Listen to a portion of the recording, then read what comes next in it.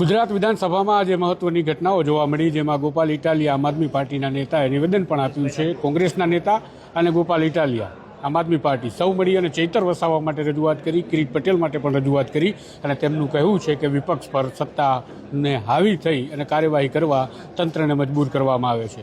શું વાત છે, આપણે વાત કરીએ સીધી જ ગોપાલ ઇટાલિયા સાથે. આ ચૈતરભાઈ માટે અને કિરીટ પટેલ માટે શું રજૂઆત હતી આજે સીએમને?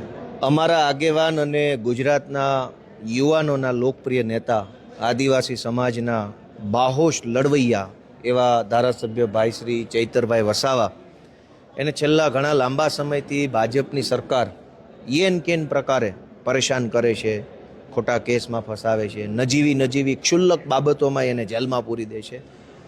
આ તાનાશાહી, આ દાદાગીરી, આ જુલમ જે છે સત્તાનો, એના વિરુદ્ધમાં મુખ્યમંત્રીશ્રીને રજૂઆત કરવા માટે અમે બધા ધારાસભ્યો, કોંગ્રેસના એ બધા, અમારા એ બધા સર્વપક્ષી લઈને ત્યાં ગયા હતા.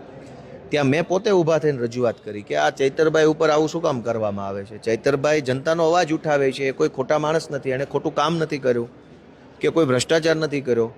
જનતાએ જે એને જવાબદારી સોંપી છે અવાજ ઉઠાવવાની, અવાજ ઉઠાવે છે, તો તમારા સરકારી માણસો એને કેમ દબાવે છે?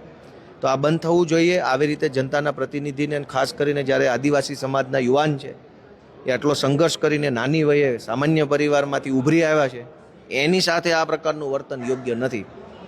તો હવે એ રજૂઆત કરી. પાટણના ધારાસભ્યને સામે નગરપાલિકાના ચીફ ઓફિસર જે રીતે વર્તન કરે છે એની પણ ત્યાં રજૂઆત થઈ. એ સિવાય બીજા અન્ય મુદ્દાઓની પણ રજૂઆત ત્યાં થઈ અને મુખ્યમંત્રીએ અમને જે સરકારી આશ્વાસન જેવું હોય એ પ્રકારે વાતો કરી.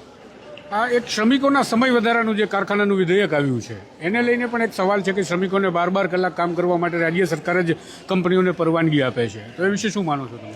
એનો મેં અત્યારે વિરોધ કર્યો, વિધાનસભામાં ઊભો થઈને બોલ્યો કે ગુજરાત સરકાર આજે ગુજરાતની વિધાનસભામાં એક કાયદો લઈ આવે છે, બિલ, વિધેયક, બહુમતી છે, પાસ થઈ જાય એટલે એ કાયદો બની જાય. કાયદામાં એવું છે કે ગુજરાતની ફેક્ટરીઓમાં, કારખાનાઓમાં મજૂરો પાસેથી 8 ને બદલે 12 કલાક કામ લઈ શકાશે. લઈ શકાશે એનો અર્થ એવો થયો કે લેશે જ. ગુજરાતમાં આપણે નથી જાણતા હું વાસ્તવિકતા છે, પણ મેં એનો વિરોધ કર્યો કે આ 8માંથી 12 કલાક શું કામ કરવા છે તમારે? તમને કેમ એમ લાગે છે કે 8માં નથી પૂરું પડતું, 12 કરો? તો સરકારે બિલમાં કારણો લખ્યા હતા લેખિતમાં કે ગુજરાતનો ઔદ્યોગિક વિકાસ કરવા, ગુજરાતમાં મૂડીરોકાણ વધારવા અને ગુજરાતનો વિકાસ કરવા માટે સરકારને એમ લાગે છે કે હવે કારખાના અધિનિયમમાં સુધારો કરી 8 ને બદલે 12 કલાક કરી નાખો. તો મેં સરકારને પ્રશ્ન પૂછ્યો કે ગુજરાતનો ઔદ્યોગિક વિકાસ થાય, મૂડીરોકાણ વધે તો ગોપાલભાઈને તો ખુશી થાય, મારું ગુજરાત ઊંચું જાય એમાં હું તો ખુશ છું, પણ ગુજરાત